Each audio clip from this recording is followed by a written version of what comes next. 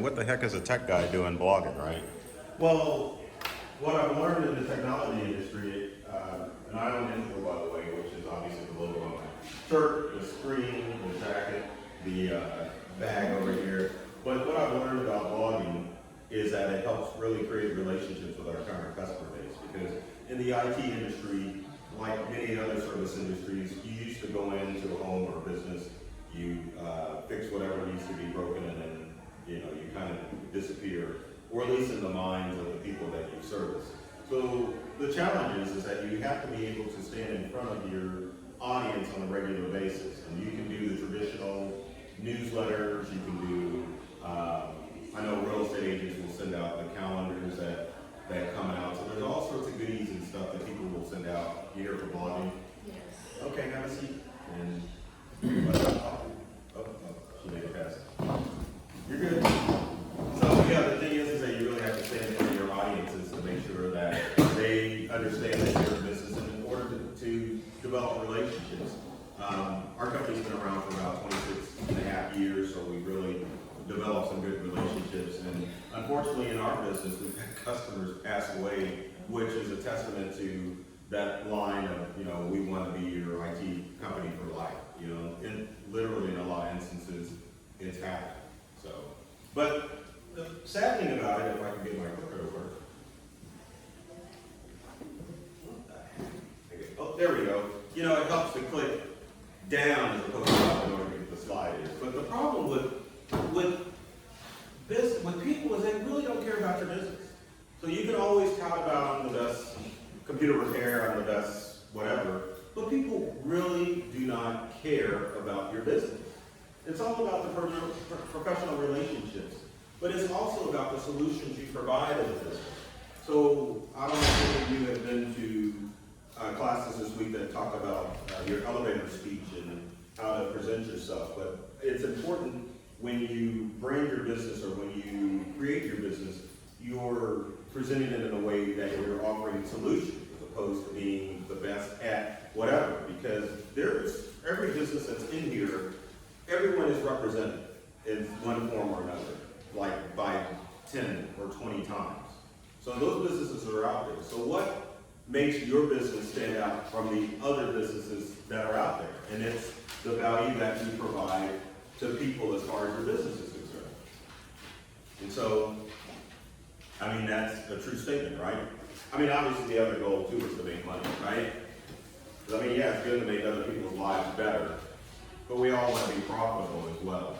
So that should be your goal as far as your business is concerned.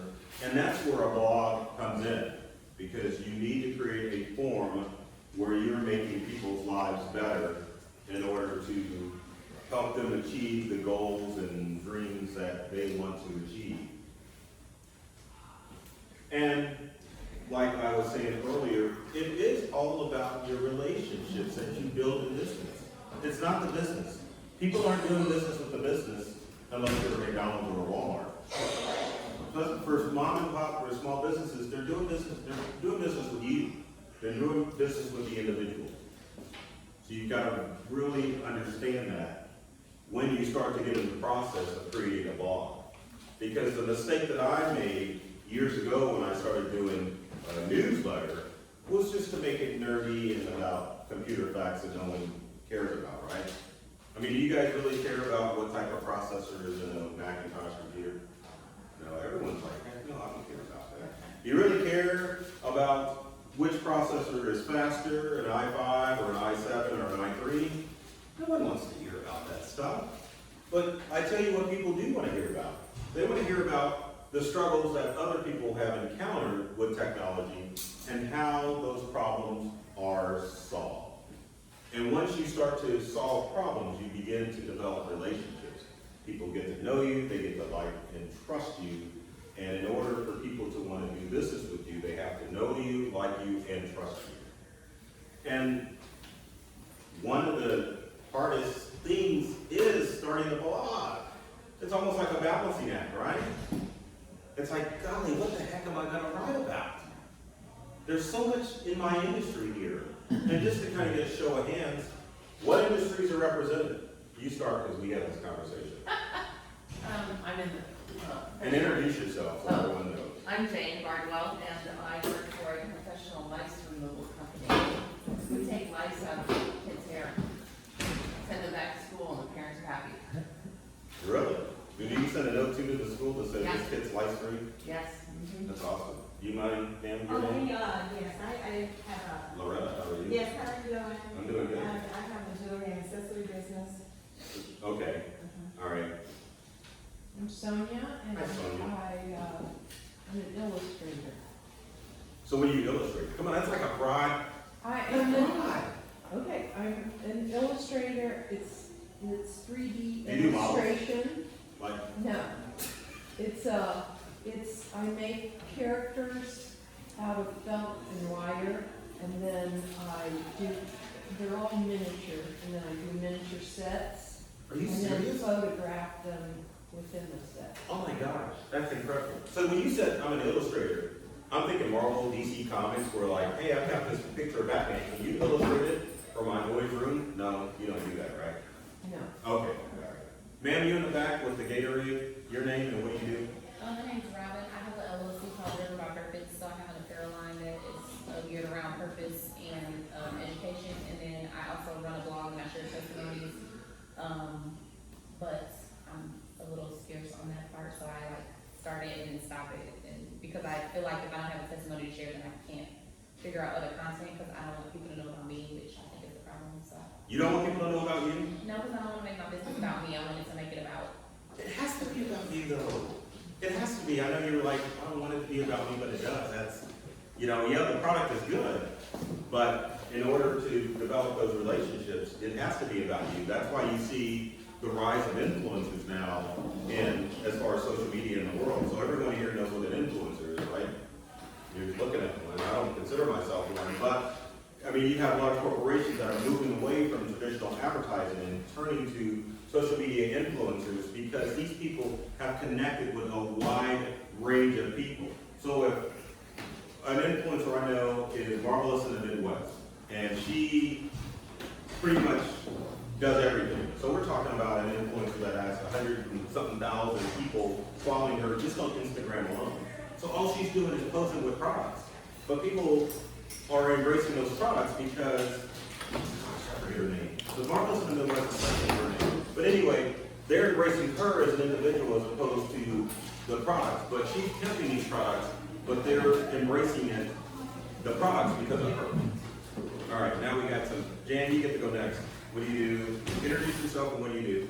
I'm Jan Sodler, I'm a real estate consultant with Distinct Properties in KC, and I'm here to learn. Are you? So basically, you sell real estate. Yes. Okay. So that wouldn't that make you just a realtor? I would, Okay. Why didn't you just say that? because Because I'm giving you a hard time. because I consult with people. Oh, okay, I got you. I like that. I like that niche. But I will have to say, as far as the industry so far that I've talked to, real estate is probably one of the easiest professions to blog because it covers such a wide variety of stuff. All right, ma'am, your name? Sorry, I'm going to be like one to your name. Okay, and tell everyone what you do. Well, I'm trying to start a business, I wish I knew discovery these days, and I know what I want to do, but I might get So what do you want to do? I want to work with quilting art and metal art, welding. I'm leaving because that's another industry that is so easy to blog. Because you're familiar with Missouri Star Quilt Company, right? Yes. Okay, so everyone here, do you know what Missouri Star Quilt Company is? Okay. Man in the back, Missouri Star Quilt Company is a business up in Hamilton, Missouri.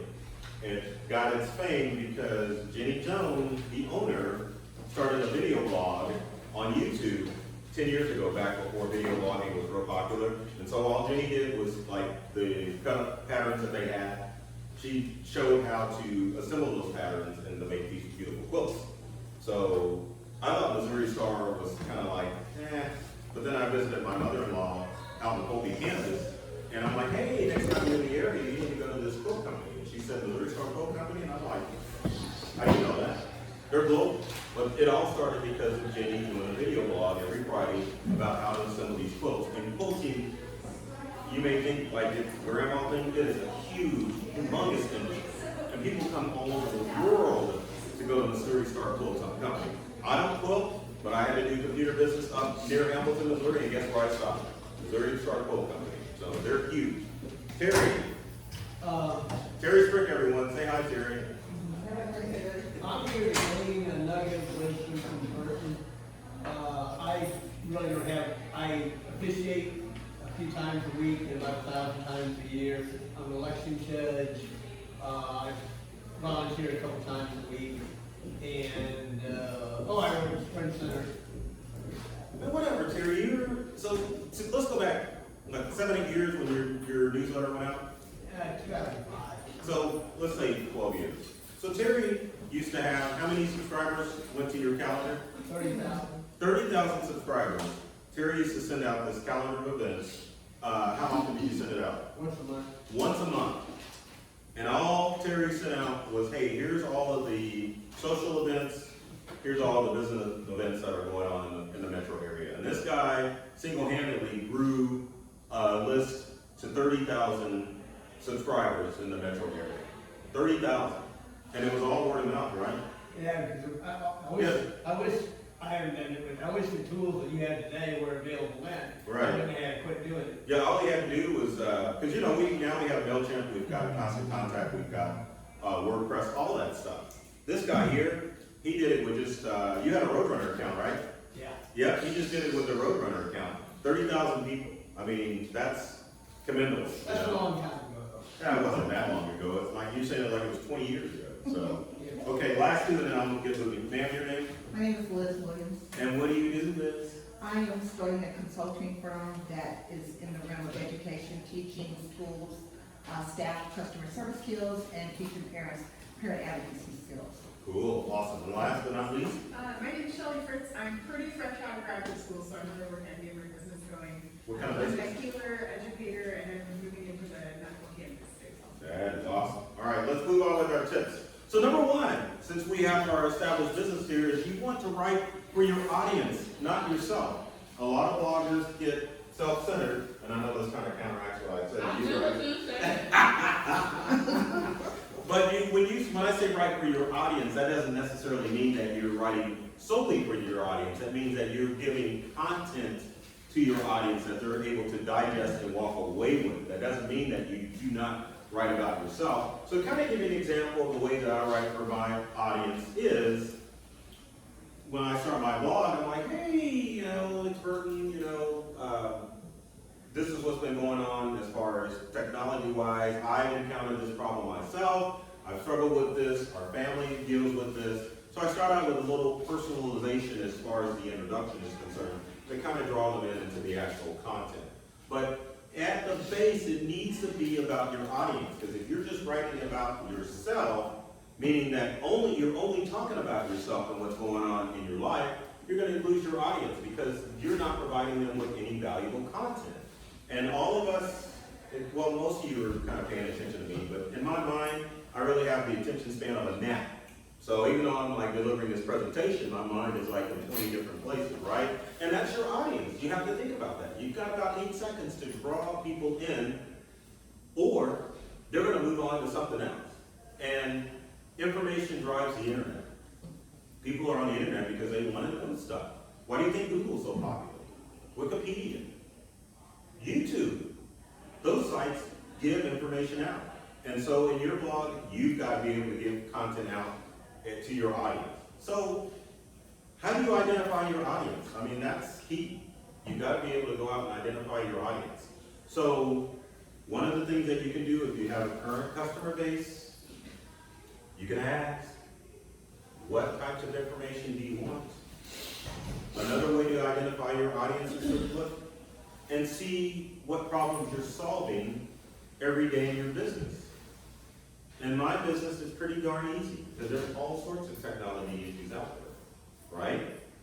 People, and we were talking about this earlier, people really don't care about the processor speeds between a Windows and a Macintosh computer. People do kind of care which is better, Windows or Mac. And I'm just kind of curious, I love doing this battle. Where are my Windows users here? Holy cow, is there no Mac user? None? You do? I'm a Mac. Or you like you kept your hand up. You're like, hey, I'm with you. I got a Mac too. I've got one in the back. There's my Windows and I got a Mac. I'm an IT guy, so I got it all. But yeah, people do care which is better, windows or Mac. So in your business, you need to look and see what problems do I solve on a daily basis that can help other people. And I think the challenge with that is that people don't necessarily want to give away the shop. I don't want to give away that information because people can take that and use it. And that's true, but think about the YouTube videos that you've watched. I mean, have you really gone and tried to do some of the stuff that they talk about? No. You have an idea, so maybe you want to get run over and you have to call a professional because you have a general idea of what needs to be done. One of the scariest things that I saw, so we do work for several garage door companies, and either you have the springs on the side of your garage door, which are pretty darn dangerous, or you have the center spring, which is called the contortion spring on a garage door, which is super dangerous because if you jack around with that contortion spring, it can take your head off, man. That sounds like Ghostbusters, doesn't it? You know, the cockroach up on 12, fight your head off, man. But anyway, so I saw a guy doing a YouTube video about that, and I'm like, well, that kind of gives me the idea of what needs to be done, but I'm not going to do that. And your audience is the same way once you reach out to them as far as giving them advice on to solve their regular problems. So always look to your customer base and say, ask, what are you looking for? Another way you can kind of find out what your audience wants as far as a blog is social media. What type of information are you sharing on social media, if any at all? You know, if you look at your posts on social media and see if you're sharing content related to solving problems, and those get a lot of likes, then that could definitely guarantee that you've got some content that you could share on a blog. And finally, you can send out an email survey just asking what kind of content would you like me to see. And the good thing about sending out surveys, especially to your current customer base, is you're doing the warm, touchy-feely. You're asking, hey, what can I do for you?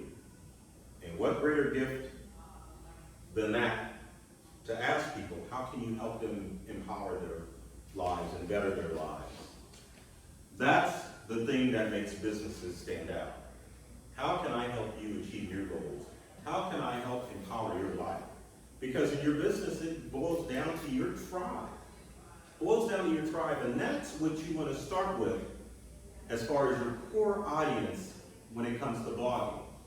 Because I know when it comes to blogging, whether it's written or video, people are thinking about the monetary aspect of it.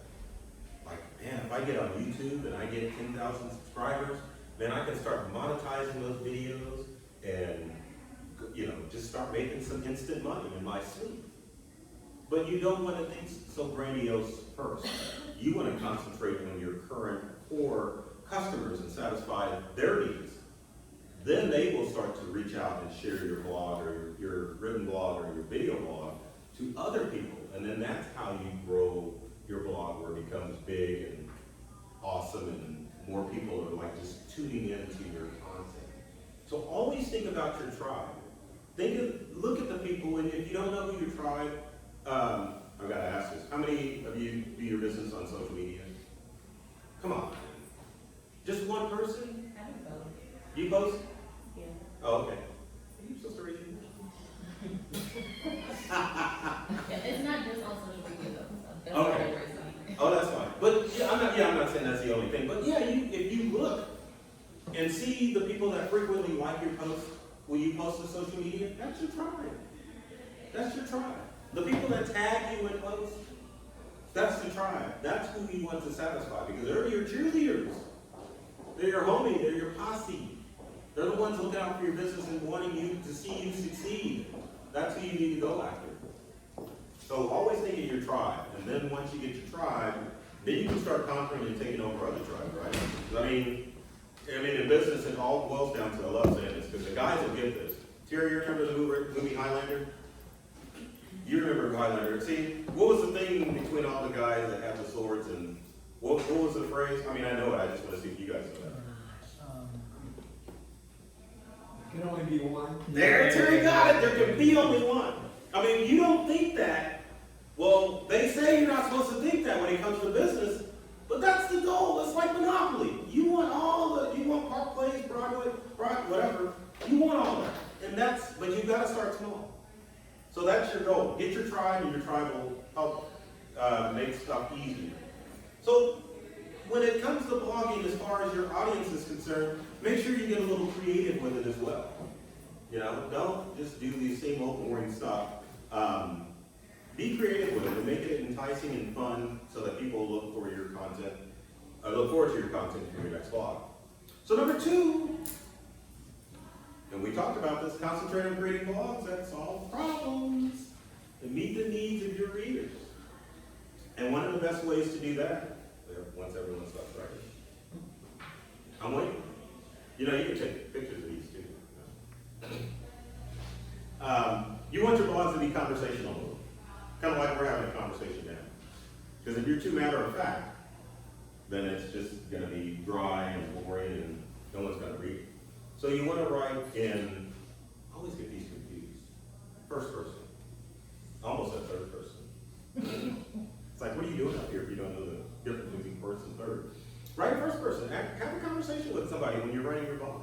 Like, hey, how are you, what's going on with you? You know? That's second person. What? I think that's second person. I thought it's first and third. First is us.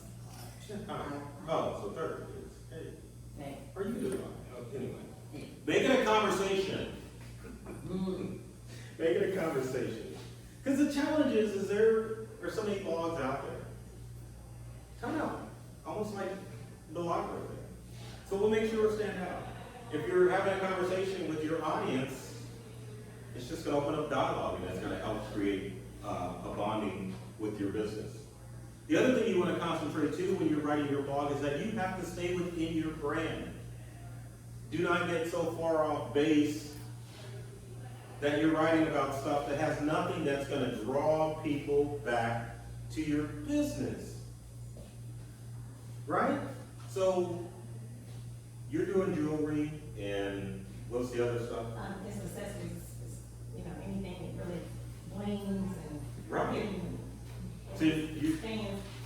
right. Some other things like I crystalline purchase. Mhm. It goes out of things. Oh, I get you. I'm picking up what you're putting down. So, but it's not going to do you any good to talk about the latest,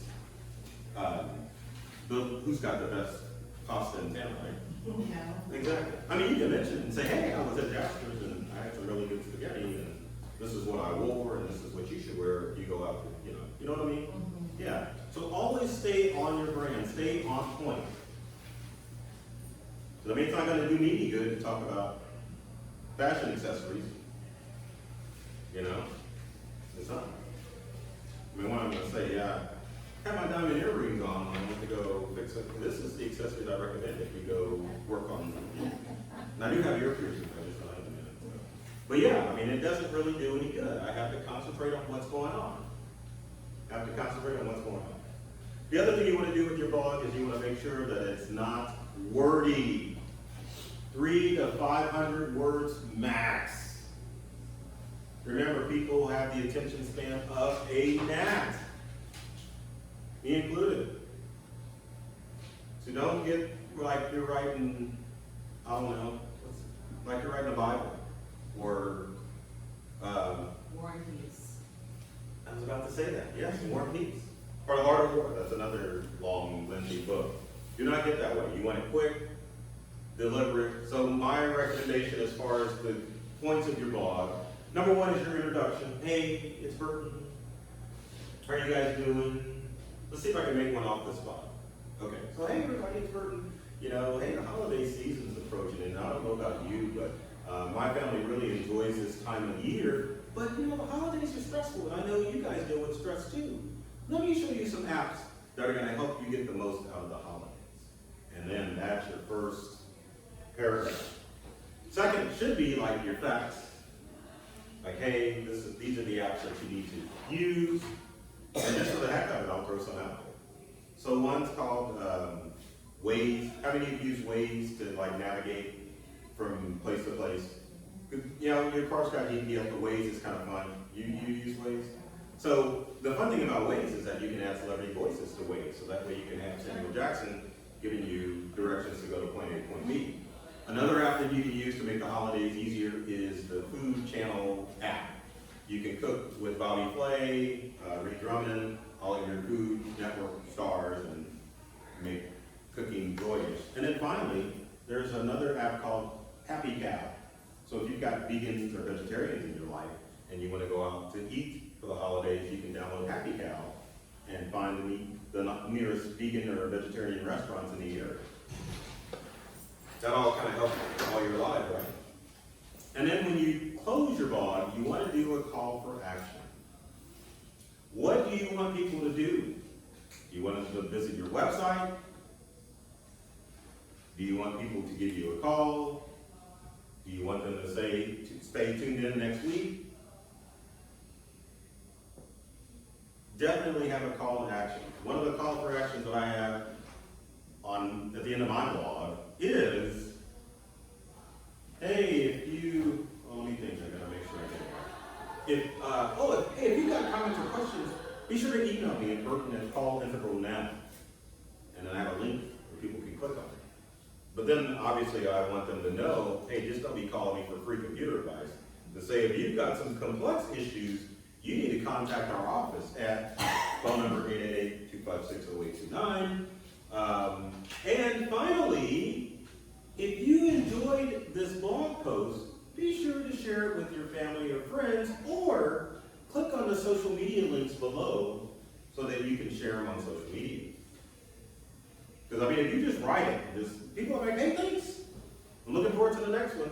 But you've got to remind people, especially in a business blog or even if you do a video blog, a call to action. I do a video blog, I stream it to YouTube, Facebook, whatever, and at the end, I always say, if you enjoyed this video, leave a comment in the comment section below.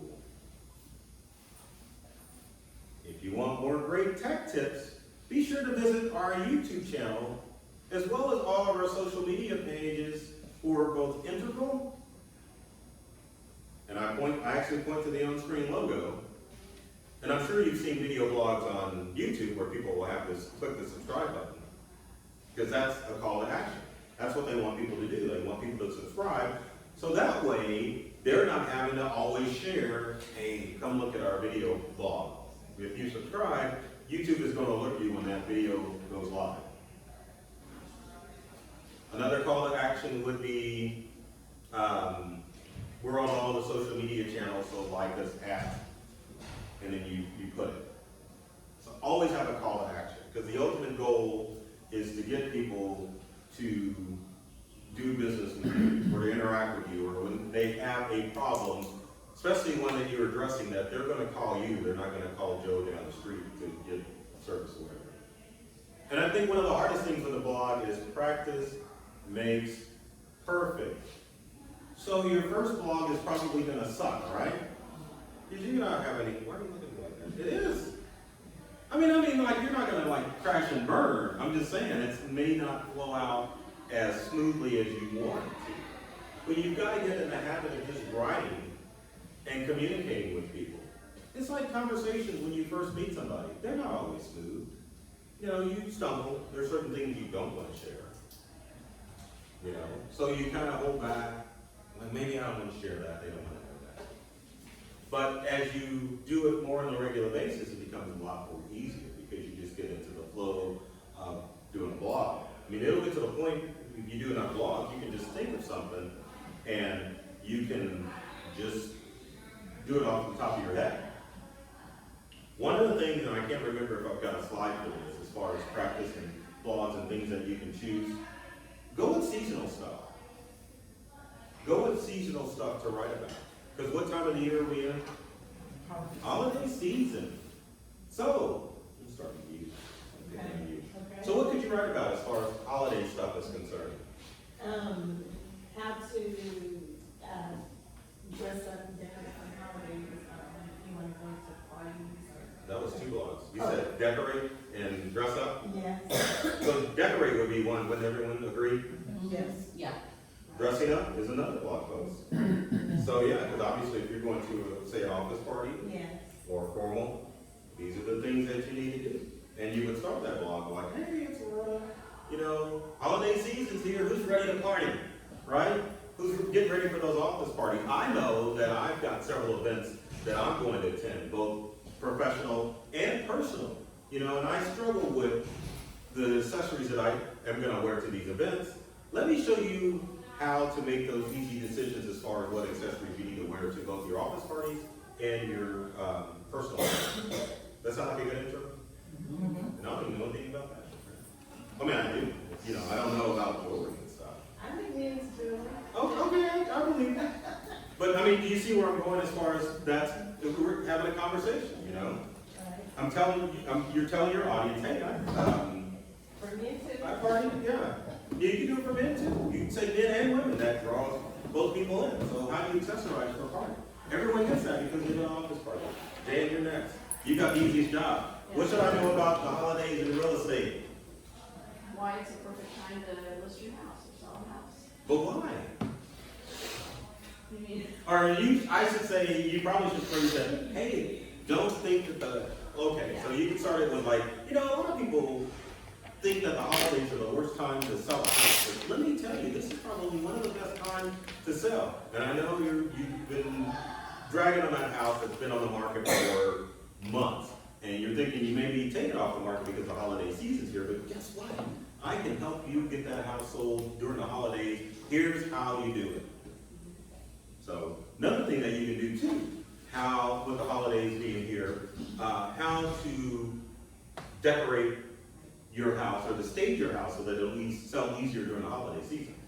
another too is to offer resources that can help them. If they need someone to hang their lights or things like that, provide resources that they can use for their current homes. That is true, because if you've got like a high roof, you don't want to be climbing up there and bringing it back. So that, I mean, that's an excellent idea. You know, you can even go to different scents, you know, that you can use in order to get people to buy your house, or what type of music you should have playing in the house when they have an open house, or what type of goodies to serve through the open house too. So that's why I said I'm jealous, because you've got all this content that you can do. Okay, you've got a tough topic. Lice. Well, no, actually, for holidays, it's like, don't take your lice to grandma's house. And, you know. I love it. You know, or after, did you get lice from your cousin? You know, and so it's like, beforehand, it would be how to avoid getting lice, you know, from other people, especially families, because there's a lot of hugging, and that's how you get it. Really? So, yeah, I mean, I've got. Are you serious? Oh, yeah, Oh. hugging, hair to hair. Oh, You don't okay. have to worry. Oh, good. I'm glad. I'm worried about it. Yeah, I could. Yeah, Yeah, yeah, put like, it yeah. there, but yeah, it's hair to hair. So I'm gonna be doing it cheek to cheek. Yeah. So, I mean, I have this whole idea of, you know, tips that I can give them of don't do these things. Right, Wear your hair in braid before you go, right. Another thing too is holiday travel. right? You know, how Oh, yeah. hotels have problems with lice and bed bugs, and what things you can do when you travel during the holidays. Yeah. You know, but I don't know if I would start your blog with, hey, you know, I have lice all the time. And I get hurt all the time when I travel. Yeah. She's gonna do something about that. So, but you get the picture, right? So seasonal, so pick your seasons. I mean, if you have anything cold weather wise, and I'm gonna say Jan, because we all have homes and stuff like that, how to effectively keep your house warm during the winter months without spending a fortune. Trying to think what else. You can't, well, what about people who are, I'm thinking of life still. People are thrift shopping, and they're like buying, why are you shaking your head? They don't live in any, they're not like bed bugs, so you won't bring them home from that. If That's good to know. if they're done, if that mouse has not been on somebody's head for 24 hours, it's dead. So we don't really pass them that way. It has to Did be you just like, come up with that? If that louse has not been on someone else's head, it's dead? right, I like that. Remember that, yeah. yeah, I mean, kids at school, you know, if you have a lot of lice and you take your hat off and I put it on, then there's a possibility, but they don't live on inanimate objects. Oh. So there's a big difference between You lice got- and bed bugs. You've got a ton of blog posts. You need to start blogging like today. Well, here's my question, where's my trick is, where do you blog? Is that Facebook? I'm getting there. Okay. Hey, All right, I'm well, getting there. okay. Guys, let me move Now on. okay. So number 3 is you gotta post on a regular schedule. And man with the Gatorade bottle, I forget your name, the thing that you have a challenge with, and it's a challenge with everybody, and I'm saying that because you can relate to it. Because it used to be a problem I had. So let me ask you, when was the last time you logged, Robin? Very long. Hold on, let me guess. So it's been about a month, right? No, it's been, Okay, it's been longer than a month. it's been since last year. Oh my gosh! What? Well, 'cause What? so originally, my blogging was to share other people's testimonies, and that's all I had. But then I don't believe in sharing something that you don't give me permission to. So I have like a book of testimonies, but then people would get back to me to give me the okay to post it. So then I got in like a mental block, like what am I supposed to blog now? So do you have, is your mental block been unblocked? Have you figured out some stuff right now before we get to schedule to blog it up? Recently, I realized that I just need to talk about myself because I have my own testimony, and if I relate that to what your by purpose is about, by giving tips and things of that nature, then I can have more content to create. Yeah, because I mean, if you do the testimonial, that's almost like advertising, and I didn't put that slide in there. That's one thing you don't want to do, unless you put it at the bottom. You just, not advertise like we're the best. It's more like, hey, if you need help, I'm your guy there, yeah. That's the type of advertising you want. You want your content, the fact that you're an expert, which is when you start the blog process, you're basically saying, I'm the expert at this profession. I'm writing about it, I know about it, I've experienced it, but I'm gonna help you with it because I know people struggle with that.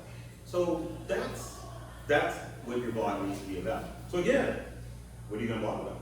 Like, Myself. come on, Robin, you can. So what are you gonna say? Well, I mean, like now I have three, I made my calendar so I can have a content calendar, so I can have blog posts. But, Jen just talked about that too. You just built a contact calendar, okay? Yeah, so, because if I don't write it down, then I'm not gonna do it. So, Right. I said I was gonna minimize the testimonials to once a month, because I believe in sharing people's testimonies, because whoever my supporters are, I may have shared someone's testimony that it is something that somebody else may be going through. But my things will be like about purpose and education, since that's what my brand is surrounded by. So, like 5 tips to overcome anxiety, or There you go. You're ways getting to it get now. over fear of your purpose. There you go. You're and, getting it. You're getting it. That's it. You know, ways to get scholarship funding with your freshman, you know, things like that. So basically taking the things that I've been through and making them into. You nailed it. So. That's it. That's exact. I was gonna say your testimonials you want to put on your website if you have one. Just have a Yeah, I testimonial do. page.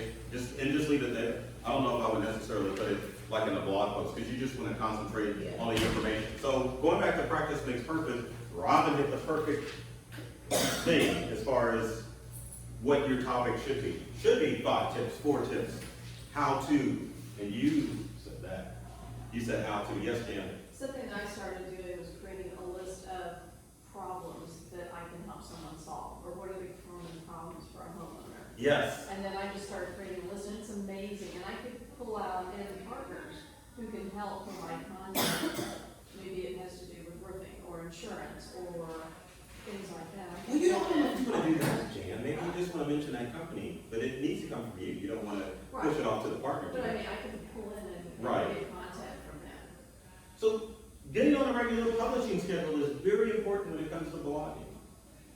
I blog once a week. Robin said, what? I'm not saying you have to I blog mean, once a it week. makes sense, because if I don't engage my community, then they'll, you know, I'll get lost in. That's part of the problem, but the other problem is the more blog posts you have out there, and tip number 4 is about SEO, the more content you have out there, the more SEO you get from all the search engines. So once a week is a good practice to get into. It is.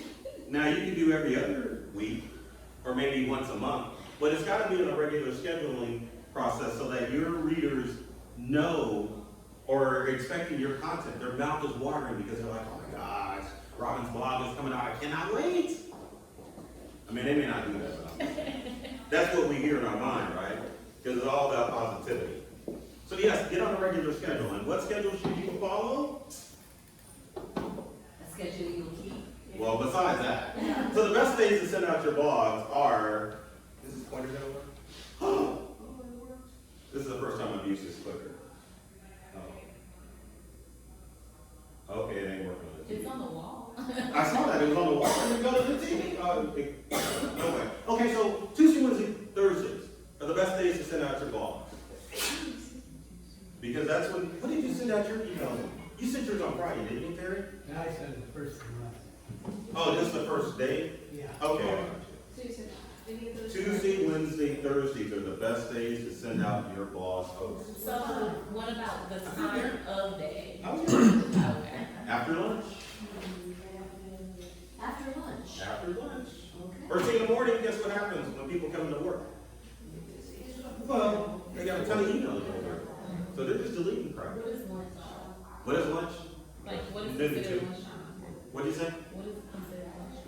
Oh, like noon to two. Noon to two. Yeah, because after lunch, people don't want to work. They don't. Same thing with social media. Best time to post on social media is Wednesday, Thursdays, after lunch. Unless you're on Instagram or Pinterest and weekends. But yeah, Why, can I ask why Instagram on weekends? because Instagram is a younger audience and they're out doing fun stuff. Okay. Same, and Pinterest, you have, Pinterest is, Crap. yeah, women dominated, so that's when women are looking for, You said Craft. Instagram weekends?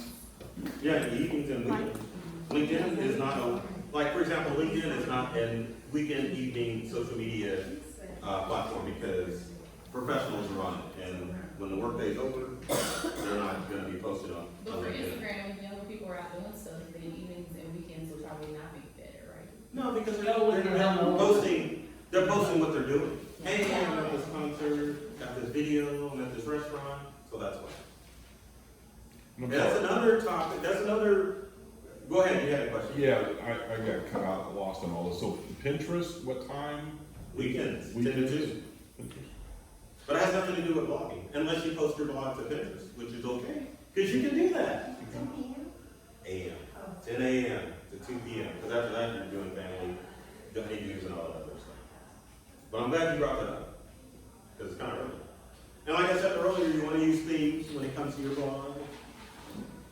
Holidays are good. Thanksgiving. Now, when I say holidays, most people are thinking like after Thanksgiving, but to me, it's like November to like January is considered holiday, because you want to kind of start early as far as giving out those holiday tips, because people, if you're in the thick of it, people have already decided what they're going to do, but if you jump on it before, then people are like, hey, that's an idea, I think I'm going to utilize that. So just out of curiosity, what are other themes, because I threw out Thanksgiving, what are other holiday themes that we can think of? The season, so like it's cold, it's, so, you know, well, somebody's doing fashion or what are things you can wear to, Why are you here? I said, why are you here? You got it, right? That is better said than done. Oh my God. Cause then I'm gonna get home and I'm gonna be like, I don't know what's going on. Right? Well, you know, there's all, go ahead. Mother's Day, Father's Day, Yeah, all that stuff, yeah. Tips on, Fourth of July, right, yeah, all Labor that. Day, Memorial Yes. Day. Oh, hold on. I know I'm like all excited, right? Because my nanny mind went somewhere. So, who is familiar with National Day calendar? My homie. So, this is a quick quiz, pop quiz. What is National Day, there's a holiday for everything, right? So what is today National Day of? You can cheat and get on your phone and find it out, I'm just curious. But National Day calendar is an excellent resource that you can log on to find out what are the trending holidays. And usually for National Day calendar, there's anywhere from 2 to 5 holidays per day that will give you ideas that you can talk about. But remember, if you use National Day calendar, you want to make sure that you use events that go with your brand. So it doesn't make any sense for you to start talking about it's National Marshmallow Day, and you know that ain't something you want to talk about. But you don't deal with marshmallows. You know, you might want to post that on social media, just saying, hey, you know, you like marshmallows. But as far as a blog post, it has to stay within your wheelhouse or within your brand. Anyone find out what National Day is yet?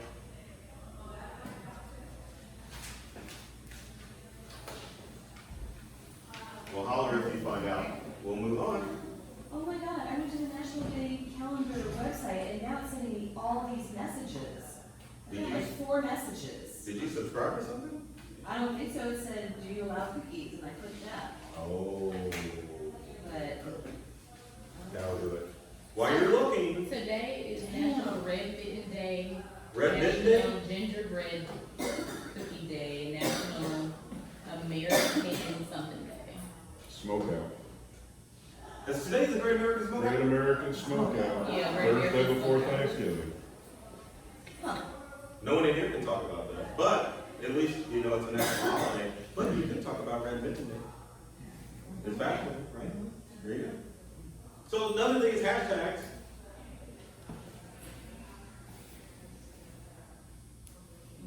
And everyone in here knows what a hashtag is, right? So for those who don't know, it's an identifier that brings people to a specific topic that you're talking about.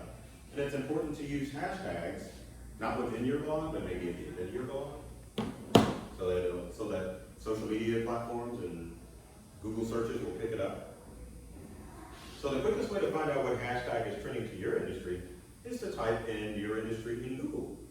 And it will let you know what people are looking for, and then you can get the appropriate hashtags, or you can Google hashtags for, and then put your industry in. And it'll list popular hashtags for whatever your industry is. But use them in your blog to get people to find your stuff. And I'm staring at this thing because the next slide, it's like, why is there text on it? But that's what we want. How many people in here use Constant Contact or MailChimp? I knew that was going to be the percentage. What do you use? MailChimp? I use Constant Contact. Okay. Constant, Contact. is that free? No, but MailChimp is. Up to how many subscribers? 2,000. Are you serious? That's a lot. I know, yeah, it's a So lot. Terry, if you start using MailChimp, you can send out the... But it would have been ready if it was there 20 years ago. Exactly. So that's a great way to get your blog post out, is to use MailChimp or, Constant contact. thank you. Why do you like Constant Contact? Because I've been with it since Terry has been doing it. And services like Constant Contact and MailChimp are able to circumvent like spam filters and stuff because they're like an approved sender, right? And that was one of the things, Terry, you started encountering, right? Oh, was, yeah. Was, yeah, because he was sending it from Roadrunner, then mail filters would say, oh, you know, he's sending too many, it's considered spam.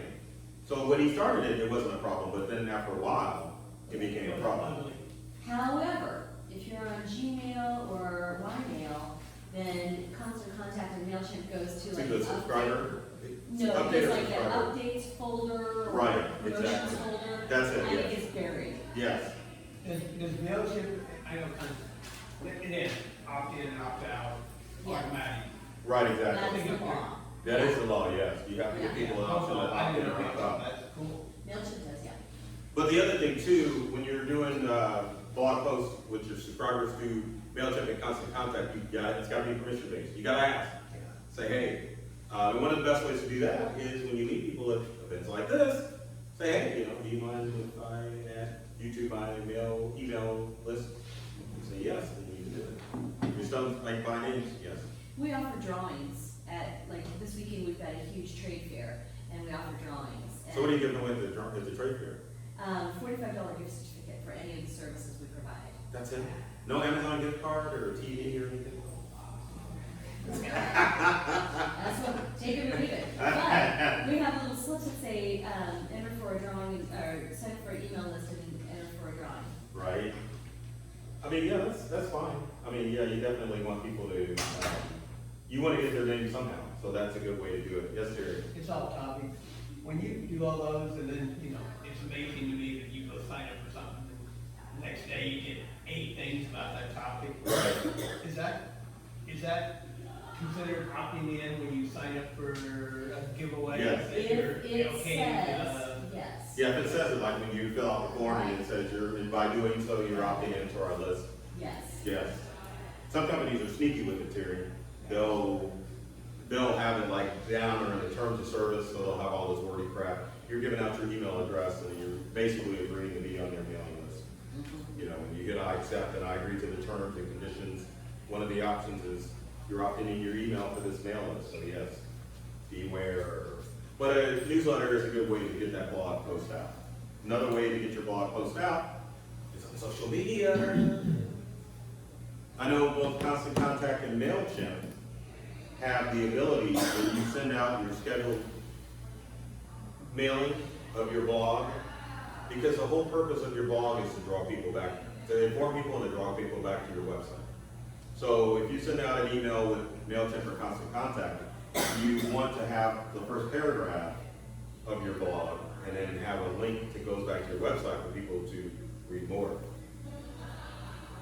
But Constant Contact and MailChimp also have a feature, well, knowing Constant Contact, which is called social share, which basically means when your newsletter or blog post goes out, it'll also share it on your favorite social media platforms as well.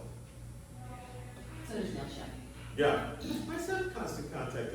I don't know what it's called in MailChimp though, because in Constant Contact it's called social share, but in MailChimp, Social cards.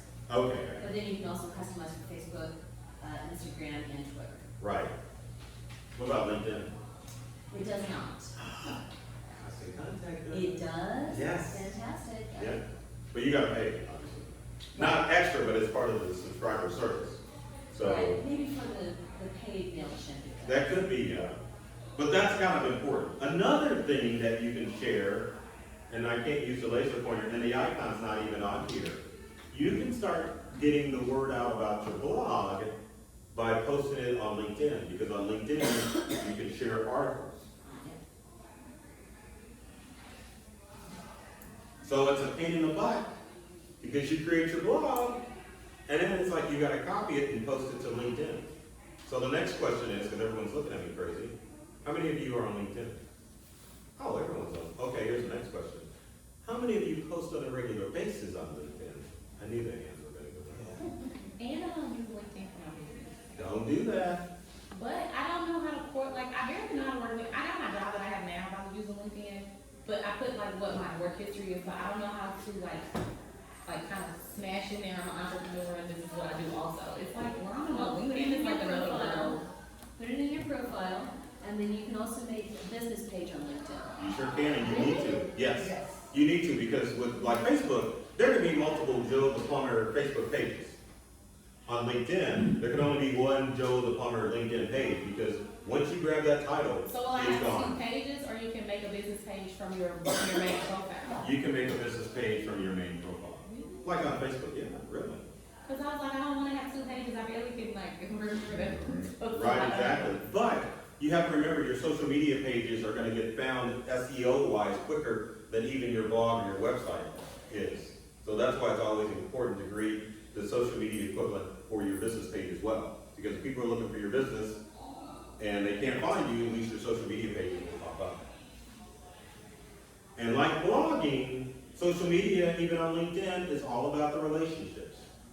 Not about advertising your business, it's about developing and creating relationships and sharing valuable content. In fact, your blog and getting into that blog mentality should extend to your social media pages too. You have to share parts of yourself, not too personal, but some aspects of your life, and you have to share valuable information too, and become an influencer, because you're connecting with people.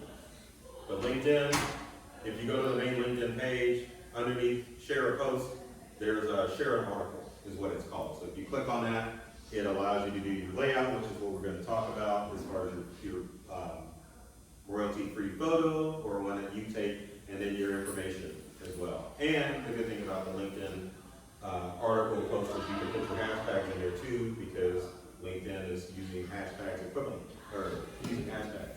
So a cool LinkedIn trick. Who has LinkedIn on their smartphone? Come on up. There's two cool things that you can do within LinkedIn. For all of you, I have LinkedIn and I don't use it. So, who else has LinkedIn on their phone? Come on up, sir. Okay, so LinkedIn has two ways to connect. You've got the QR codes that LinkedIn has, and you have a feature called Find Your Bio. And it looks like Leo, what, you already know about this, right? I think you showed us. Yes, One of the other I did. All right, so let's do the personal connection. So Jane and Leo are at a networking event. They're like, Actually, you showed the Instagram. oh yeah, that's right, yeah. That was cool. Okay. Yeah.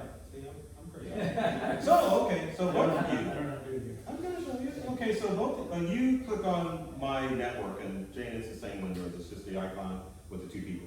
Then see, oh, wrong one. Let's go back, I'm getting ahead of myself. Go back home. Okay, so let's say you're in a networking event, you wanna connect. So you can see the search button where it's got the QR code, little looking icon, click on it. And then name of your camera. Yeah, you got it. Good. Oh, you hit. It's very similar.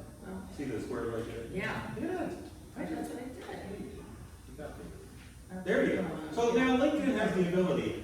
So I'm gonna do Leo's code. Turn your phone around, Leo. What's that? So people can see it. There's the LinkedIn QR code in it. Okay, let's go back so everyone can do it. Who's got LinkedIn? Everyone got LinkedIn open on their phone? Okay. When you go to home, and then right here, that little. Oh my. Yeah, You are. there you go. Oh, And then- Yes. Yeah, and then right here, it's- either you can face mine. Oh, okay. I don't know, okay. And what is it, what is it telling you? Who's here? Well, Jane's gonna use her phone to scan Leo's. That is real fast. Wait till I, tell you what I'm gonna show you. Okay, There's my code. okay, Jane is scanning Leo. Boom. So you guys know if you are connected, connect. And then it'll send you an invitation and then you're connected. Okay. Now for the mind blower. You ready? Everyone open up LinkedIn again and go back to the home screen. This feature is called Find Nearby. What it does is it uses your phone's Bluetooth to connect with everyone within a 500-foot radius. Okay, so hold on. Okay. So do you have LinkedIn on your phone? Okay, go to the main LinkedIn page and let me know when you're there. My profile. No, just the main home page. Okay, I'm on there. Okay, once you get there, then what you want to do is go in the lower left-hand corner, there's an icon with two people, or it may say My Network. Click on it. Once you're under My Network, on the right-hand side, there is an icon in the lower right-hand corner with a person and a plus sign. Click on it. Once you click on it, there's an option that says Find Nearby Off. Turn it on. Now, it'll utilize your phone's Bluetooth, and what will happen, enable Find Nearby. And if you get enable Bluetooth or Find Nearby, allow it. After a few seconds, the Bluetooth on your phone will start searching out other people who have turned it on, and as you can see, all of those connections will show up, and then you can connect with them by clicking the plus sign on each person.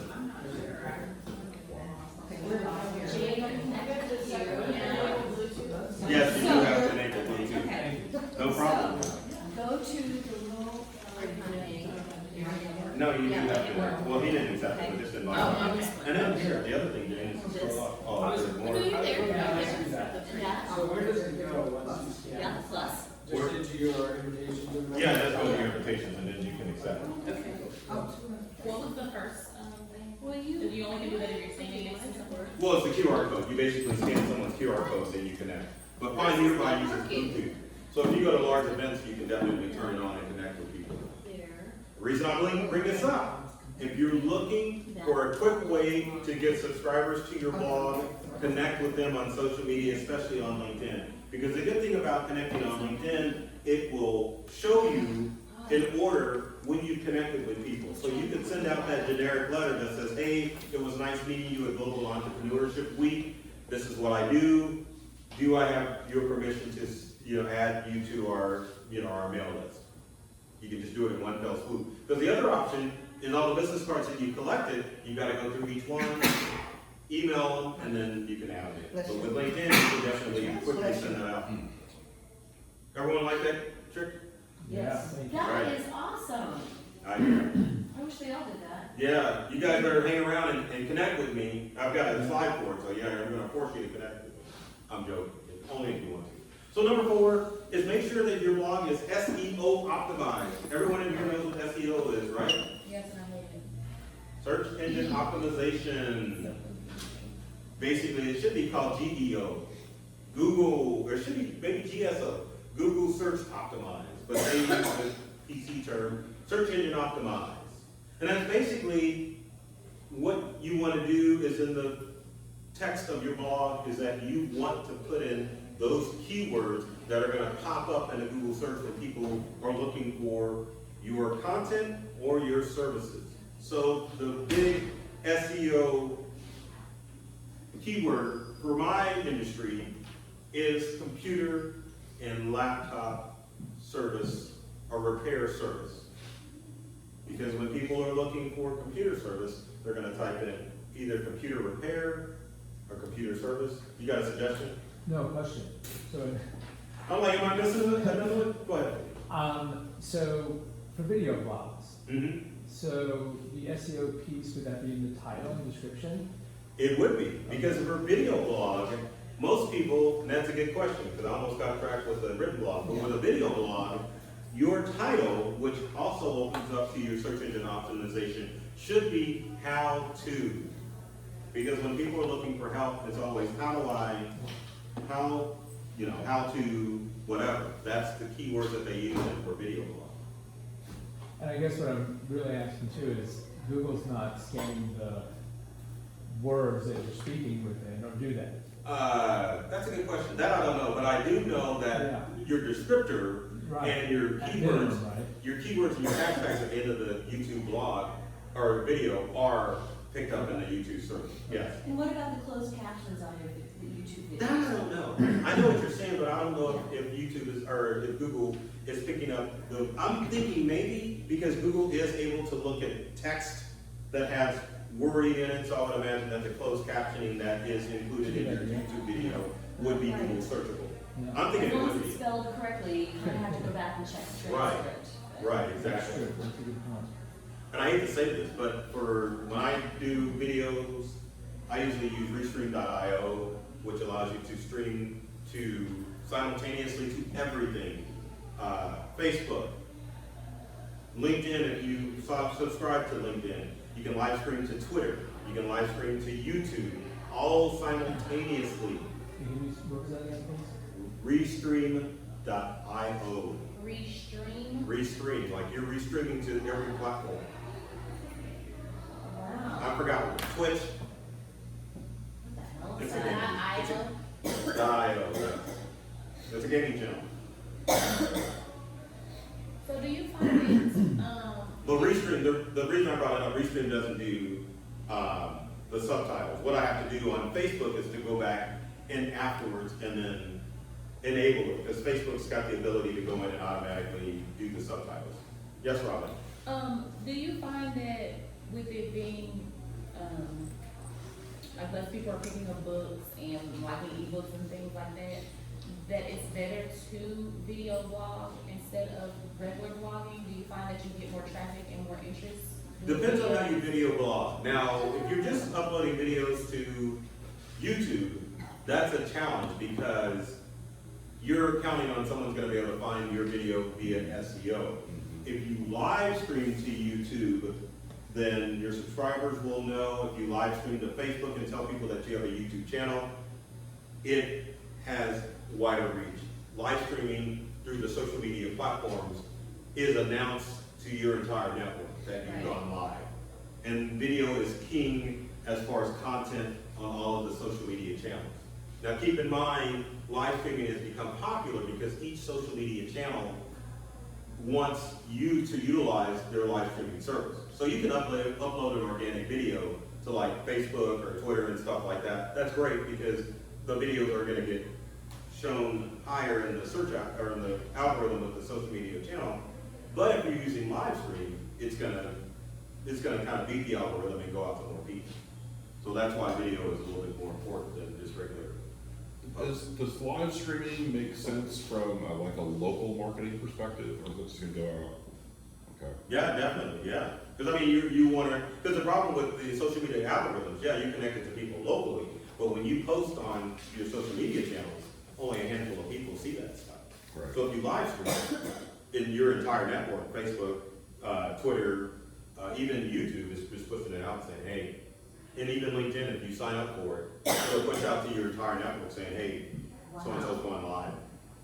Wow. So Restream, you would live stream there and it just goes out to all of your channels?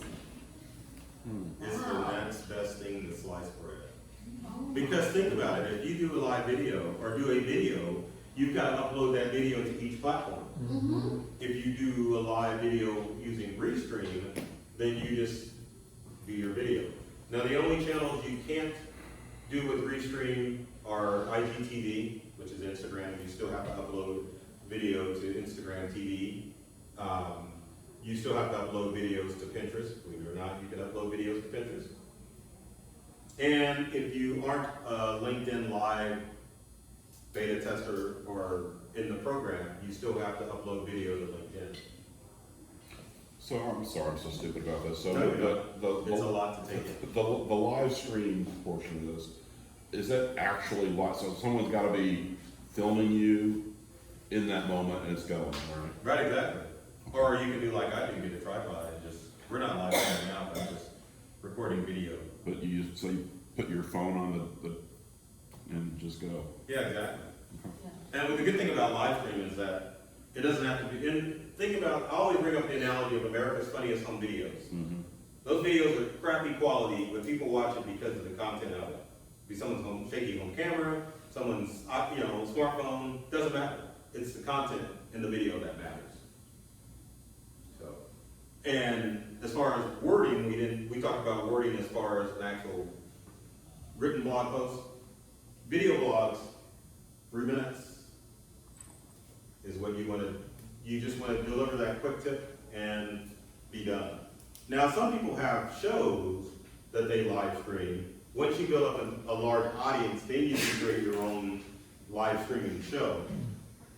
And if you do decide to do a live video, don't worry about goofing up or if you drop the phone, or I've had weird stuff happen during live stream. The most recent one I can think of, I was doing a live stream and I was using software to like stream my smartphone to my computer screen, and I didn't want to pay for it.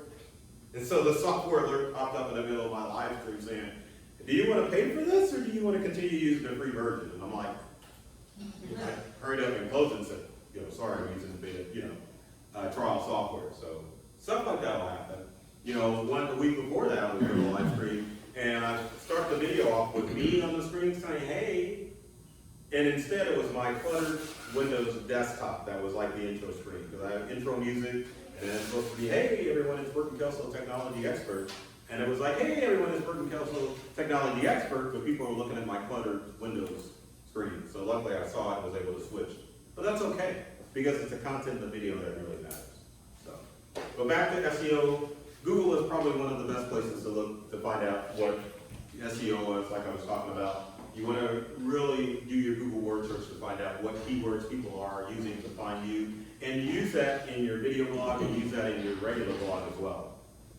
What do you mean you use it to see what people are using to find you? What do you mean by that? So, like in my business, again, You're if saying people like look your business, like whatever, so if I'm in fashion, people are Googling. you got it, yeah. Okay. Yeah, what types of fashion, yeah. Okay. Same thing with fashion, that hashtag fashion, especially, just period, on any social media platform. Usually that's all you would need to use, because fashion is a huge hashtag on all of the social media networks. So you can just put fashion in there, fashion accessories. That is a key word that's going to draw people. If you have a service business, you want to put what type of service you're doing. Realty. Google Trends. You can use Google Trends, or you can just Google. That's the cheapest and easiest way, because if you Google like whatever your business is, at the very bottom it'll say, here are some other key phrases people are using to find the key word that you're using. Design is important, very important. No one wants an ugly looking blog, right? I know content's king, but you don't want an ugly blog or ugly looking blog. Same thing as a video blog. So we'll start with video blogs. So for video blogs, it's good to, number one, have like an intro screen and intro music just to make it all pretty. Or you want a nice decor or background when you're doing your videos. Because with live video, it doesn't really matter. But if you have more of a polished look when you're doing your video blog, like you've got background in your office or something like that, then that makes your blog stand out more than anyone else. As far as your regular written blog, you want the overall layout and design of your blog to look good. Pictures are great, easy to read text is good, but I know you're probably saying, so what do I use to create my blog? And there's several options. Obviously YouTube is an option, but if you're doing a written blog, WordPress, How many people in here use WordPress? If you do, you know more than I do, because I don't know anything I was about gonna say, what WordPress. is that? You use WordPress? What is it? You what? What is it? Oh, it's a utility that you can create websites and blogs with. But I wouldn't recommend it, because it is hard. It is. I'm an IT guy. I'm like, get that. You use it WordPress. But yes. So, Remember, there's more. Don't say, hey, I know. There's more I'm going to talk about. But yes, go I'm ahead. intrigued the whole video blog idea. Right. So let's say I decide I'm gonna post something every 2 weeks. Right. And then maybe once a quarter do a video, would that be too complicated? Is it okay to mix the Yeah, you can formats? mix it up. It doesn't matter. Okay. Yeah. But I recommend you do a video blog once a week. Same thing with a written blog once a week. The way you got content out there. Yes, Terry. I'm confused, because you say you do the whole once a week, right? I do a written blog on Tuesdays and I do a video blog on Wednesdays. I didn't know if you were mixing matching. Oh, you do both? Oh my gosh, you're making me work too hard. I know. It's a challenge. But different lengths, right, or different, It depends on what you think your audience and what content you have. So for a written blog, 300 to 500 words is good. Even if you kept it to 300, you're good. But for a video blog, it depends on what your audience is going to tune into. So like if you're doing fashion tip video blog, you know, you're not going to be sending, people are not going to watch you for like 20 minutes as far as you're accessorizing, right? They may do it if you have different guests talking about different stuff, if you do a show format. But if you're just doing a quick tip, then yeah, 3 to 5 minutes is what you want to go with. Yes. now, are you after the same audience for both? Yes, you are. And, I mean, one's not personal, one's not business, you're Right. balancing both. Right, exactly, because people read email, obviously. Some people are more attracted to video. So kind of like social media, where you should post on all of the social media networks, regardless what people tell you. You have different audiences that are attracted to different things. Some people only check out email. Other people are, like myself, live on YouTube. I mean, I watch it quite a bit. So are you delivering the same exact message with those two formats every week? The same, not, the video post is different topic-wise as far as the video blog. Oh, it's a different topic. Yeah, so I'm making you work hard. And are they separate blogs? Okay. Yeah, they're separate, yeah. They go out on social media in 2 separate ways. But yeah, so as far as designing a written blog, WordPress, if you can learn it, is not bad. My favorite, if I go the right way, is Wix. Because Wix allows you to design websites and has blog posts on there. And the good thing about Wix is it's got its own built-in tool that will allow you to build an email list within Wix. So you can avoid something like MailChimp or Constant Contact and send directly from Wix. There's awesome. Of course. What MailChimp does it? Well, yeah, that's true. That's why I said that's the other thing. And the other thing is with Wix, it's a good utility if you don't have a website. Or maybe you already have a website in Wix and you want to do a blog. So what I do with our company website with Wix is we'll create the blog on the Wix website. And then we just create an email using Constant Contact that leads people back to our Wix website. Does that make sense? You gotta go with some. Okay, so when you send out the email using either MailChimp or Constant Contact, you can create a button that people click on and it takes them right back to the website. Okay. Yeah. Because you're basically just putting the first paragraph in and then to read more, you click here. And they click and then it goes to the website and they read the rest of the blog. Now, are you capturing their information then, or not, or they have to opt in? They have opted in. So they're They have not. opted in? Yeah. Do that. Yes. Yeah, they have to opt in or you can do it. There's also Joomla. Wrong one. Joomla, which is another utility where you can create blogs. And there's also Squarespace that you can use to create blogs too. And it just depends on whichever utility is, because all of them offer you a free trial where you can go in and kind of test and see if it's going to work for you. But as far as layout and website optimization, as far as a written blog is concerned, Squarespace, Joomla, and WordPress and Wix offer robust features that your blog is going to look good on any browser out there. So it doesn't matter if it's Safari or Chrome, Opera, almost at Internet Explorer, but it's not supported anymore, Microsoft Edge. So, I mean, that's what you want as far as a blog is concerned. Something that's beautiful. Now, you don't want to put too many pictures in there, but you do want something that's going to offer a nice banner, photo, and also a good subject line, and just the layout is going to look good. And the good thing, another utility I forgot to mention, if you're doing a written blog, for the love of God, I know I have to use it. Grammarly. How many of you use Grammarly? Grammarly is free. What it does is you download it into your web browser. Anytime you use a website tool to type something and you goof up, even if the sentencing is wrong, Grammarly will correct it for you. So it really saves you time as far as proofreading your blog. So back in the old days, my blog looked like a third grader wrote it because I was so busy with business stuff. I would write it, and then of course I'd send out my blog, and the interaction I got was from the grammar police calling or writing me saying, "Hey, did you know you misspelled or your topic's wrong?" So yes, Grammarly. Now as far as graphics are concerned, if you're looking for graphics to design for your blog, even for your YouTube channel thumbnails, because as far as continuity on a YouTube channel, you want thumbnails on your YouTube channel page when you post your video blogs so that people can know exactly what they're going to read about. And you can do this on Facebook and on any video that you do. The utility is called Canva. How many people in here have used Canva? C-A-N-V-A. Yeah, V is a Victor. Okay, Canva. Canva's free, Robin. I know, it's like it is. Canva's free and it's web-based. So it's basically like Adobe, what's the layout one? I always want to say Photoshop. Illustrator. It's like Illustrator, but it's web-based. It's more like InDesign. Okay, it is more like InDesign. See, I don't know. But anyway, it's like InDesign. But it's web-based, so that means on any device, even your smartphone, you can design graphics and upload them to wherever you need to.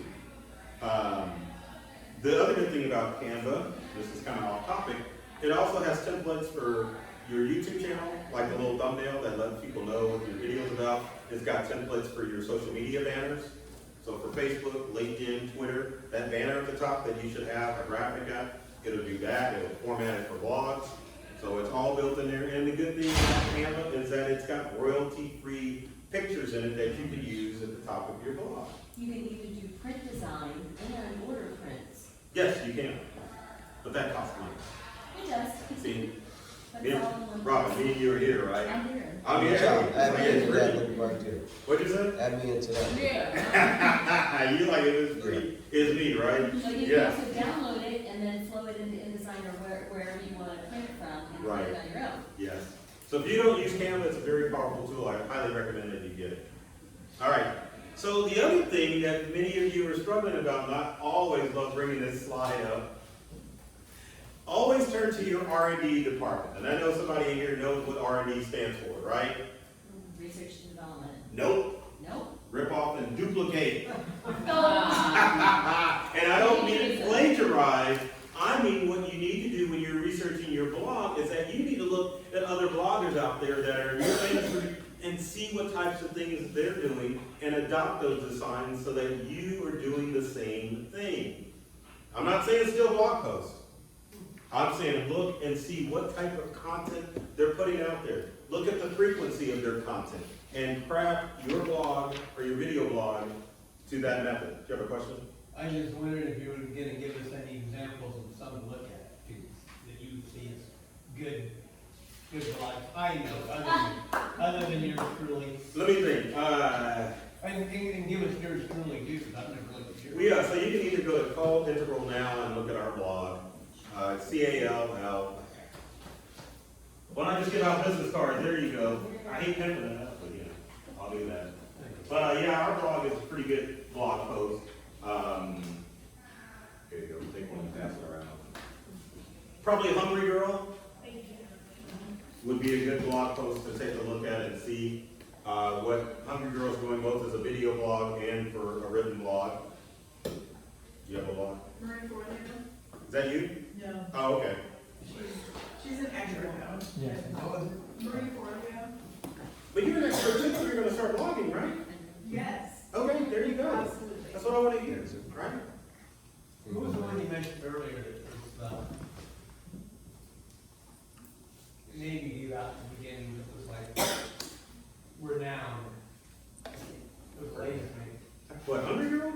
She's renowned. No, I can't remember, Terry. no. I can rewind the video and go back and do it. Sorry. But yes, rip off and duplicate, just look for your, look in your industry. I know on LinkedIn, Roger Wakefield, who's a plumber, believe it or not, has a video blog that he puts out and it's more interactive, so I would check out Roger Wakefield's video blog. So, but yeah, just Google and do research. And the other thing about video blogging too, and regular blogging, is that you may think that you're putting content out there, and no one is listening. All right? You're like, man, no one's interacting with my blog. And there's people that brag, because I was talking about that, and like, oh yeah, we get all sorts of interaction with our blog. I'm like, man, it's like just shooting to the wind. No one's listening to our blog. But believe it or not, people are seeing your content. They may not, and we're selfish. We'll see it, oh man, that's great. But then we never write to anybody and say, man, that was really good blog post you did. You may have it happen, but if you don't have it happen, do not give up. Constantly put your blog, your video blog out there so that people understand, understand that you're the expert and that you're sharing this valuable information. This kind of also segues into my topic tomorrow, which is media attention. Once you start blogging and posting on a regular basis, people in the media industry will start to notice you and want to put you on TV, podcast, radio, because you are viewed as a quote-unquote expert. So continue to do it. My recommendations would be to do something. It doesn't have to be both video or written. Do something once a week. Pick a day. Pick a day that goes with your theme. As far as our written blog, it goes out on Tuesday because the hashtag moniker is Tech Tuesday, and so it kind of fits. If you're doing like wellness, there's Wellness Wednesday. So if you're looking for different things, you can also look to different hashtags for different days to see if they fit within your theme. So, but basically to sum things up, yes, you do need a blog. You really do, because definitely it helps build your brand as a business. It helps make people think that you're the expert in your industry. Because I don't get a lot of blogs. How many blogs do you guys get via email? Many? Some? None? Not many. So not many people are blogging on a regular basis. Some people are maybe blogging and having enough audience that people are going directly to their website. Other people need to push out their blog more so that people can see what type of content that they're sharing. But please blog, whether it's video or written. Blog, do it on a regular basis, and kind of like the Nike slogan, there's no finish line. There really is no finish line when it comes to blogging. You just have to continue to blog until you're out of business. So, any questions? Comments? Yay. That was awesome. Oh, thanks. That's what I wanted to hear.